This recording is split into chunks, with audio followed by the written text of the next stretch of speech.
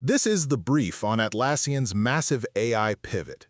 The Australian software giant behind Jira and Trello is slashing 10% of its global workforce to self-fund a ruthless generative AI push, which is a high-stakes move totally redefining tech job security. It's kind of like tearing down the walls of a perfectly stable house to build an AI extension, just so you don't get left behind by the neighbors. First, let's look at the breakdown. Well, 1,600 jobs are just gone.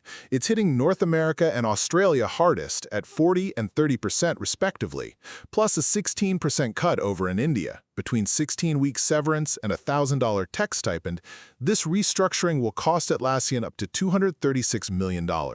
So why drop nearly $250 million just to let people go? Second, moving over to the financial side, it really comes down to survival.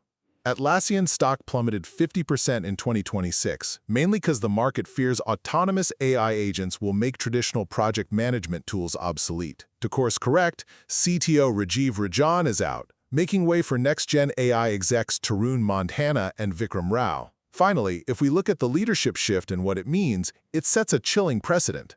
CEO Mike Cannon-Brookes admitted this isn't about correcting pandemic overhiring. No, it's about hoarding cash to build incredibly expensive AI infrastructure without taking on debt. AI is fundamentally changing the skills they need, and if a massive SaaS titan admits this, every competitor is going to follow suit. Ultimately, Atlassian is effectively trading traditional roles for a massive cash war chest to survive the AI arms race. The definition of a safe tech job isn't just evolving, it is being rewritten overnight.